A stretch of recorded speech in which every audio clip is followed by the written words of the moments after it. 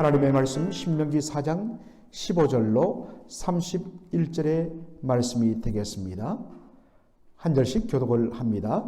여호와께서 호렙산 불길 중에서 너에게 말씀하시던 날에 너희가 어떤 형상도 보지 못하였은즉 너희는 깊이 삼가라. 그리하여 스스로 부패하여 자기를 위해 어떤 형상대로든지 우상을 새겨 만들지 말라.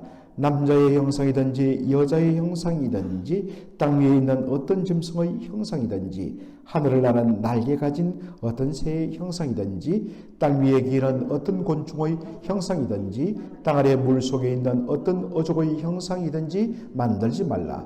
또 그리하여 네가 하늘을 향하여 눈을 들어 해와 달과 별들 하늘 위의 모든 전체 곧 너희의 하나님 여호와께서 천하 만민을 위하여 배정하신 것을 보고 미혹하여 그것에 경배하며 섬기지 말라.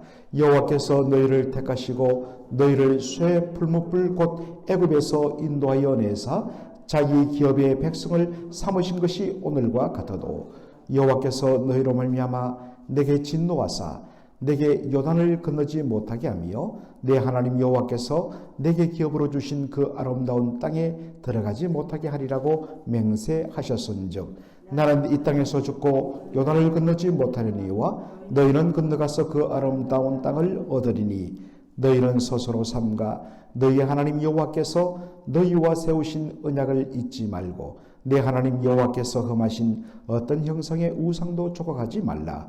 내 하나님 여호와는 소멸하는 불이시요 질투하시는 하나님이시니라.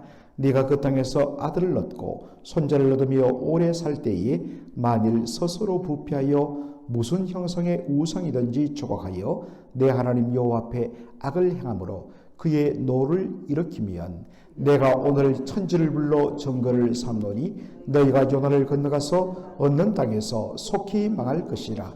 너희가 거기서 너희의 날이 길지 못하고 전멸될 것이니라.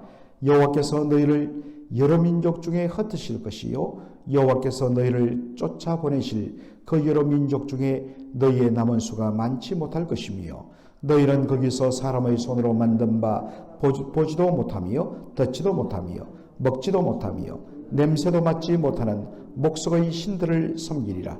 그러나 네가 거기서 내 하나님 여호와를 찾게 되리니 만일 마음을 다하고 뜻을 다하여 그를 찾으면 만나리라. 이 모든 일이 내게 임하여 환난을 당하다가 끝날에 내가 내 하나님 여호와께 돌아와서 그의 말씀을 청종하리니 다같이요 내 하나님 여호와는 자비하신 하나님이시니라. 그가 너를 버리지 아니하시며 너를 멸하지 아니하시며 내 조상들에게 맹세하신 언약을 잊지 아니하시리라. 아멘.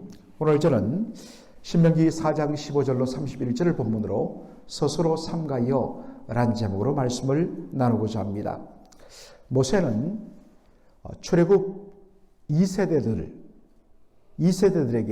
40년 전 시내산에서 하나님으로부터 계명을 받았던 데를 회고합니다. 그것이 4장의 내용이죠.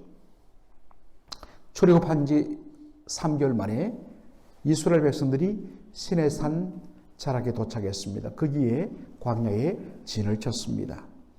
그리고 하나님께서는 시내산 꼭대기에 강림하셔서 모세에게 이스라엘 백성들을 위한 계명과 율법을 주셨습니다. 계명은 10계명이고 율법은 그 계명들을 자세하게 풀어서 설명하고 적용한 것이라고 보면 되겠습니다. 그리고 출애굽기 24장을 보면 이것을 가지고 이스라엘 백성들과 언약을 맺습니다.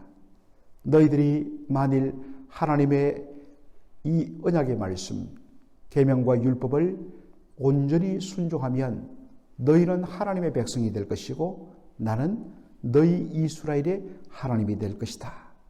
이스라엘 백성들이 여호와 하나님께 이 모든 언약의 말씀을 준행하여 하나님의 백성이 되겠다고, 하나님의 백성의 삶을 살겠다고 맹세를 합니다. 그렇게 해서 바로 언약의 피를 뿌려서 언약을 체결합니다. 그런데 오늘 본문에 보면 시내산이라고 하지 않고 호렙산이라는 표현이 거듭 나와 있습니다.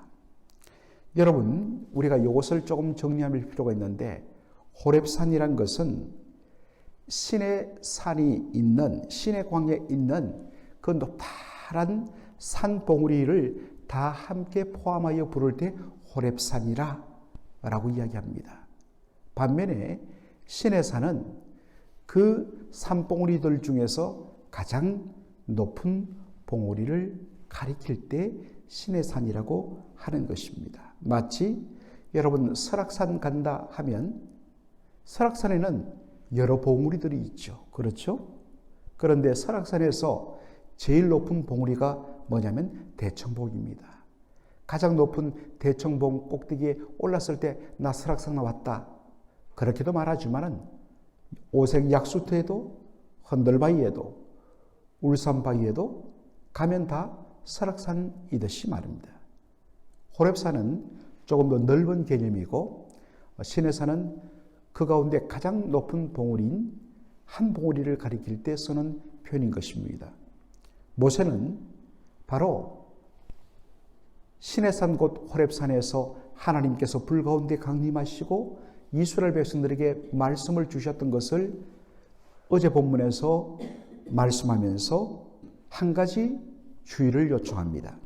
하나님께서 호렙산에 임하셔서 불 가운데 말씀을 주셨을 때 너희가 그 어떤 형상도 보지 못했다. 하나님께서 불 가운데 임하여 말씀하시는 그 음성만 들었을 뿐 어떤 형상도 보지 못했다는 것입니다. 왜 그렇게 하시느냐? 하나님께서 의도적으로 그렇게 하셨다는 것입니다. 왜냐하면 사람들의 부패한 심령 때문입니다.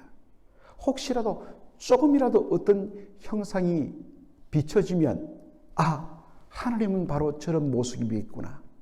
뭔가 자꾸만 보이지 아니하는 하나님을 눈에 보이는 그런 형상으로 만들고 싶어하는 것이 인간의 부패한 심령이란 것입니다. 특별히 이스라엘 백성들이 어디에서 나왔습니까? 애굽에 살다가 나왔습니다.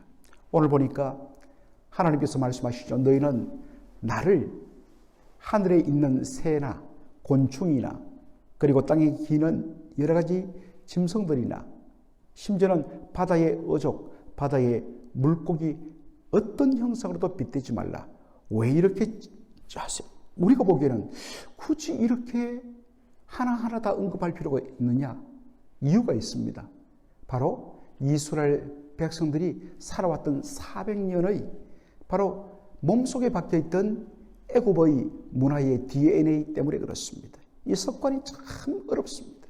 한번 바뀌면 쉽게 안 바뀌는데 400년간 거기에서 대대로 살면서 완전히 애굽 문화의 체질이 되었기 때문에 애굽 사람들은 정말 조금이라도 뭔가 신을 그렇게 경배하려 한다면 어떠한 형상이라도 만들어서 섬겨야지 잘 믿는다는 이러한 생각이 바로 그들의 삶이 되었기 때문에 그 문화 속에 400년 살아오던 이스라엘 백성들은 그러한 것에 언제든지 노출될 수 있다는 것입니다.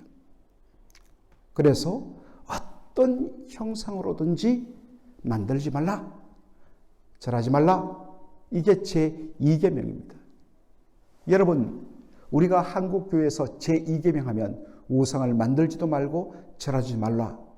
그래서 2계명이 어떻게 정리하면 바로 조상제사 지내지도 말고 절하지도 말라. 그리고 눈에 보이는 형상, 불상이라든지 그러한 어떠한 것에 절하지 말라. 우상 숭배다. 그래서 한때는 그 서울에 가면 장성백이 있지 않습니까? 왜 장성백이냐? 천하대장군, 지하여장군 그 두 개의 장성을 세워놨기 때문에 장성백이라고 불리죠. 거기 세워놓은 장성들을 어떤 선교단체 대학생이 가서 그냥 톱으로 잘라버렸단 말입니다. 우상 숭배하지 말라고 그랬다. 그런데 우상 때문에 우리나라가 망하기 때문에 우상 철폐해야 된다. 이렇게 해서 나라가 발칵 뒤집혀진 적도 있습니다.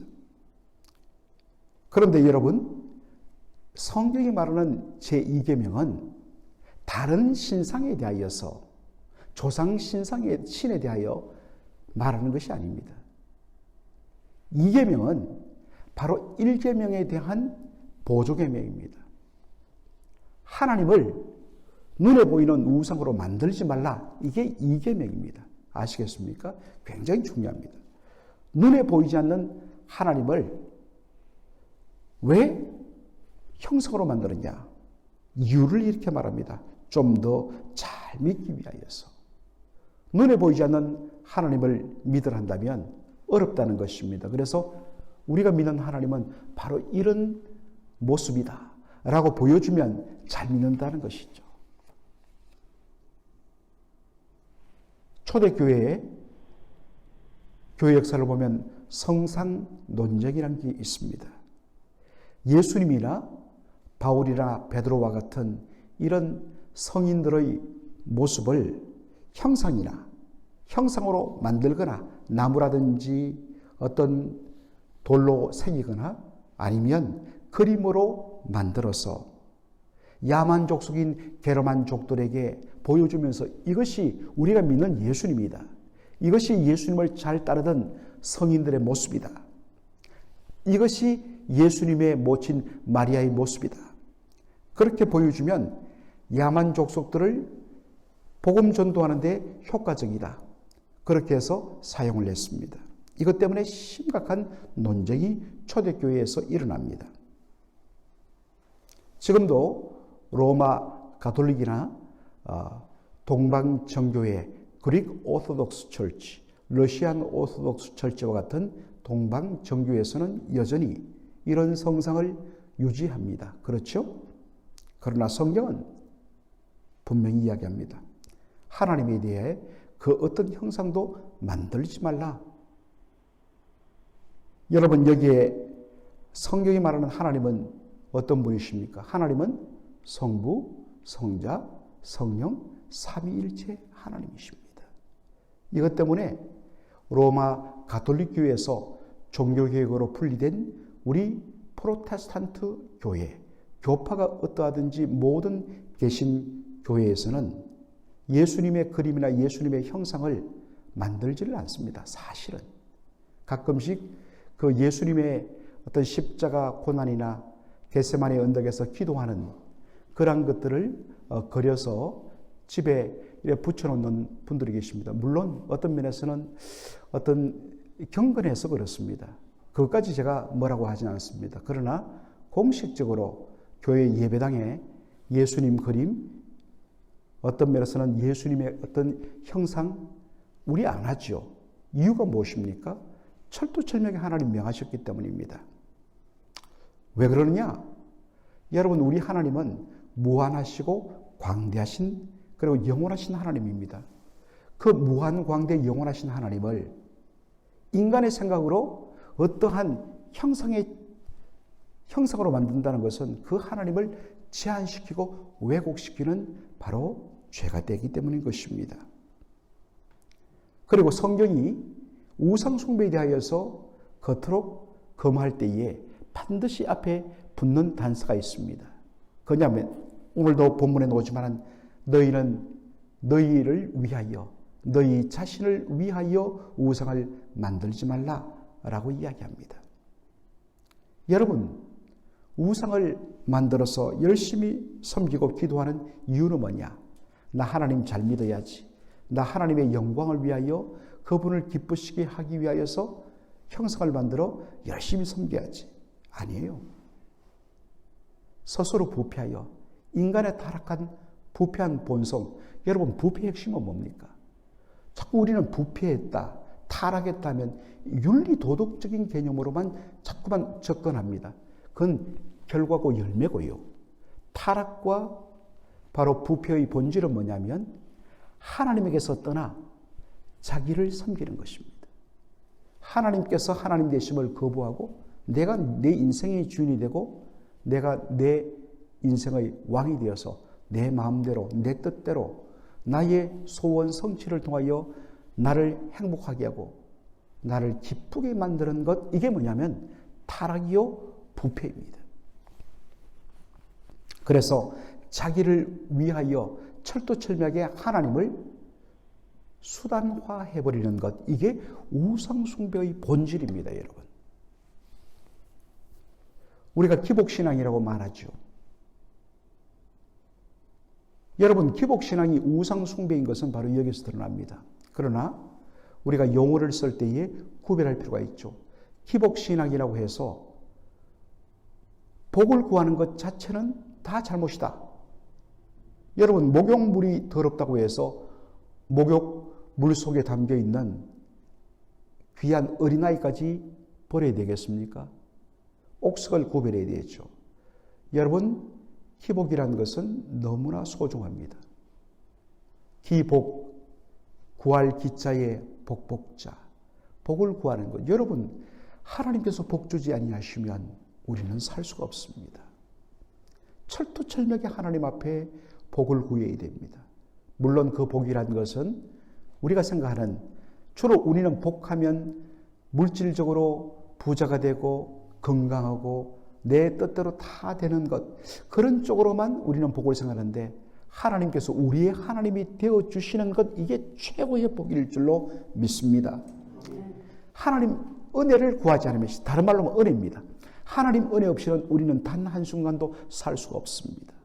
우리의 숨쉬는 것, 우리의 가정, 우리의 교회, 우리의 기업들 다 하나님 복 주지 아니하시면 한 발자국도 우리는 나갈 수 없습니다. 그러므로 그런 의미 때문에 날마다 주님 은혜 없이는, 주님 복 주심이 없이는 저는 살 수 없습니다. 라고 해서 새벽에 하나님 앞에 놓는 여러분의 이 발걸음이 복된 줄로 믿습니다. 그런데 문제는 기복신앙입니다. 기복신앙이란 것은 복을 구하는 것이 신앙의 전부인 것.